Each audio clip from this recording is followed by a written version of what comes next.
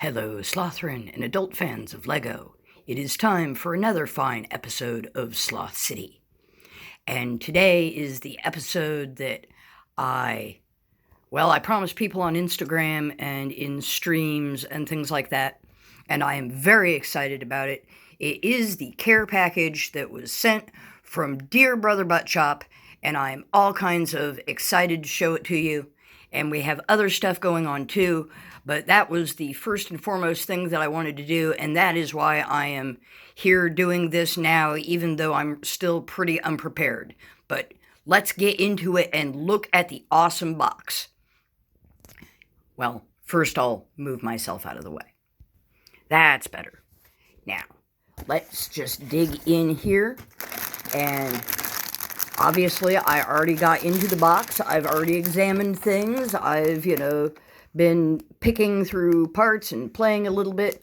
But this right here is, Buttchop said that it was a prize for winning the potion seller contest.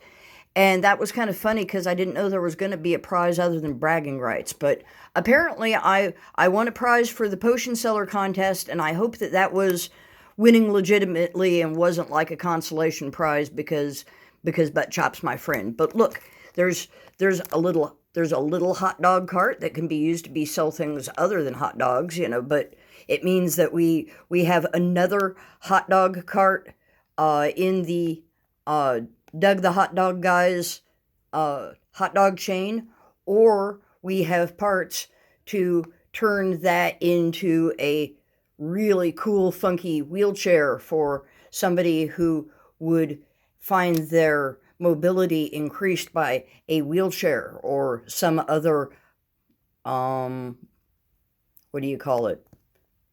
device, but movement device. Anyway, yeah. There is great potential for that. Plus, we are adding to the hot dog collection in Sloth City. Everybody loves hot dogs. You can't have too many hot dogs. There's a nice little trash can there for doing the keeping the city clean. That is awesome and wonderful. Moving on. We have cool vintage, the thick vintage plates, the base plates that have that on the underneath. Don't know how to describe that on the underneath. Kind of lattice work, I guess. But those are awesome vintage blue. And I haven't decided yet what I want to do with these, whether I want to include them as water or whether I want to use them in building my brick factory that I've been wanting to build for the longest time. But you know how things go with plans and all. But yes, there's 4 of them, and they are super awesome, used, vintage, loved and worn, and look like they've been handled a million times, and they're incredibly cool. In combination with that and this piece right here that looks like it is destined to become, like, I don't know, a cool houseboat or something, because there's also this piece, and I immediately thought that it could become a little, floaty cabin cruiser deal. Except, of course, for the problem that I don't have room for it as is. Reminder, everything is very crowded here. And so I actually got more base plates, blue base plates, to expand on the Sloth Sea or body of water or whatever it is, and put in a place where you can have bigger boats, because there isn't room where it is now. And see, we already have the crew over here, dear Throg and baby Yolo, are hanging out on their little yellow pontoon boat, enjoying the addition, even though it hasn't been put in yet. They're testing it out for us.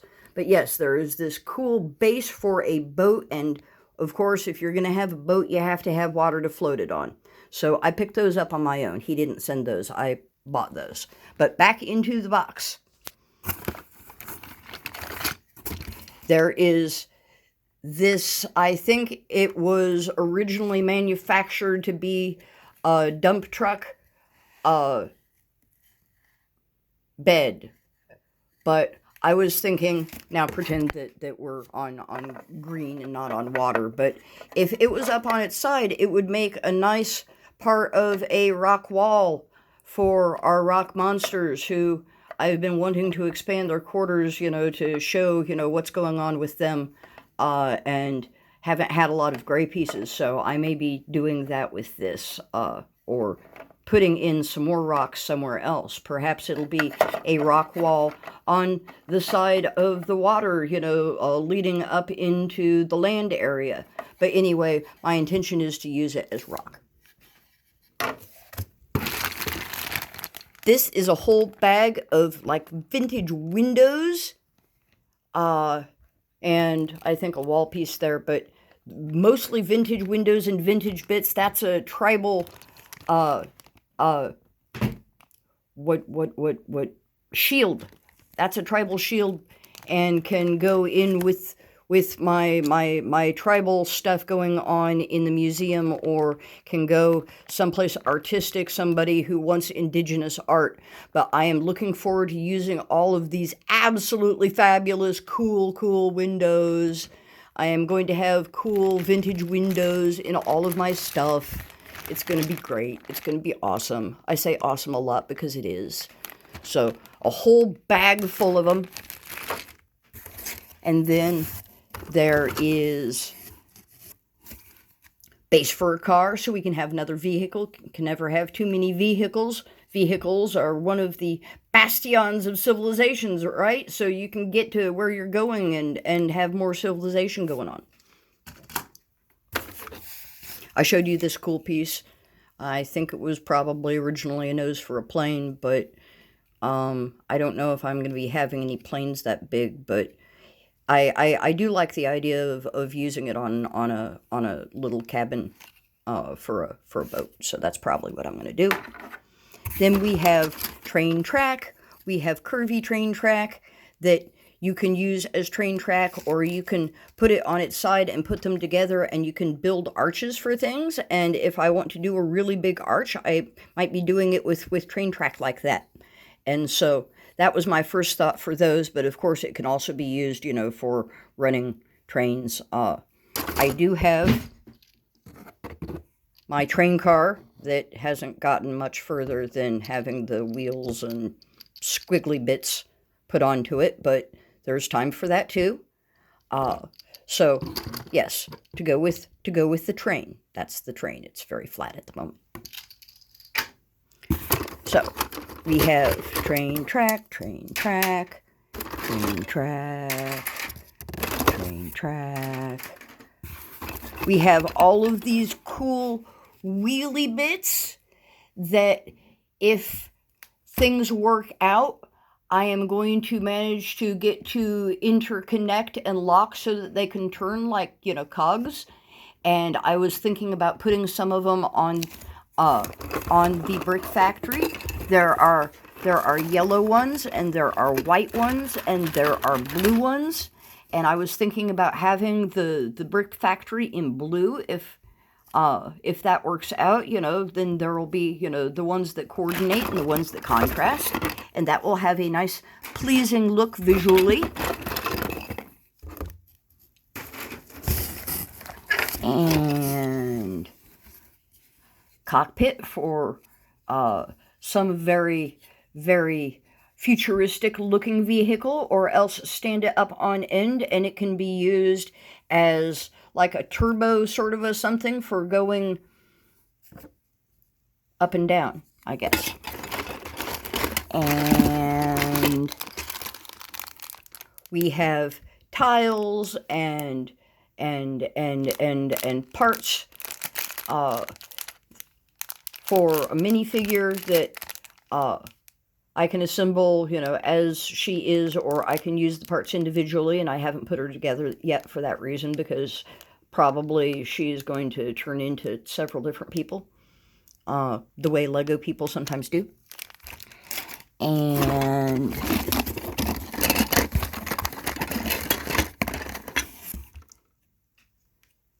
for making a helicopter, the the propeller bit. And I'm not going to read to you the card with the message that he wrote in it, because that is personal. But look, he decorated it. It is so cool. He put one of the scurriers on there, and he used stickers and he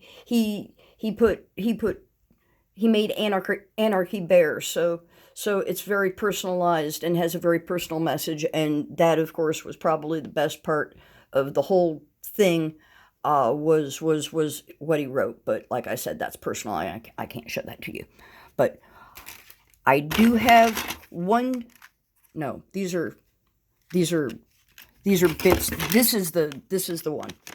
I have not opened this yet. I think I know what it is, but I wanted to save it for the video. So I now just realized that I don't have any setup for putting down my camera phone to open it, so just give me a second.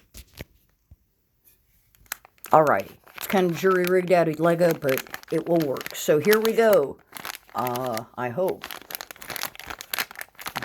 Here we may not go. Yeah, do it so you have to use scissors. I'll be right back. I did not use scissors. I used an unsafe thing, not in the way that it was intended to be used, so I was not going to show that on camera. So, bag is open, and let's get in here. Yeah, some minifigure person with hair like mine but lighter. Never mind who he is. I don't know who he is. This is what I was looking forward to, and yes, it is. It's the little Niffler, I think they're called. And they're in the Harry Potter universe, and they're a lot like, I guess, platypuses, I guess, from the look of them. I'm not actually sure. I don't remember. I read the books. I saw the movies. Each of these I did once. I'm not a huge Harry Potter enthusiast. I'm not a huge J.K. Rowling enthusiast, I guess, is the big thing. But yes, this is cute. This is cute as hell. This is going into Sloth City. He is going to be a fine member of Sloth City. Again, Nifflers, I don't know what they do in the Harry Potter universe, but here in Sloth City, they lead wonderful lives with friends like them, similar sized, who will make them honored friends and introduce them to all of the sites, and it's going to be great. But what else is going on in Sloth City? Oh my gosh, I am going to have to make this briefer because I'm already kind of rattling on. But moving things out of the way here, move that. Update with Brett and his alligators, because we got the parts that I told you about I had to order for Mr. and Mrs. Al. And by the way, with that lot of parts came 2 new citizens there by Minifigure Collector and by Willie. We have our 2 new citizens. We have our Punk Shark Dude, and we have our rodent guy. I will update with, personalities and names and things, storylines for them later. But there they are. They have been introduced to Sloth City. They're not what I'm going to be talking about. We are talking about alligators. So, yes, the alligators decided that they wanted to expand their family and have children, and for various and sundry reasons, that was something that they were going to need some assistance with. And so Brett asked his alligator friends to, well, not alligator exactly, his friends who are alligator-esque to help with this, and they came through with flying colors. So they explained things to our friends at the baby shop, and our friends at the baby shop were very excited to be part of this project because they have not really had a lot of call yet for their baby store, and certainly for a custom order where they manufacture the babies, well, in this case, eggs in-house and activate them. So they were very excited to use their 3D printer, and our man here is so very pleased to be activating the babies, and we're having the whole deal. They're playing the music that they play when they have the chance to activate a baby, and it's all awesome, very festive, very baby showerish. And so that is what is happening. The eggs are being activated, and soon they will be hatching, and Mr. and Mrs. Owl will be parents. And so that is the update that I wanted to give you. I knew that you were concerned about their yearning for parenthood and were wondering, what was up with that. And so our alligator-esque friends are very happy to have assisted with this. The baby shop staff were very happy to assist with this, and soon we will have little Owl and Mrs. Owl Jr., I guess, or something. But yes, stay tuned for the birth of their new babies in one of the next videos. So, I think finally that is everything that I wanted to do in this video. I mean, really, I could go on. I could tell you about how I'm planning on rearranging base plates and putting in more base plates, and there's going to be another configuration for things, get things settled because I'm putting in more base plates, so therefore, we might have different rearrangements of streets. But that can wait until the next video for me to go into intricate detail about that, more than you probably even want to listen to. So until then, I hope you have enjoyed this video. I hope you'll join me for the next video. If you've liked this video, please comment about something that you liked about it. Join me for the next video, and until then, I hope that you, my dear Slothrin and adult fans of LEGO, have a most fantabulous and sloth-tastic day.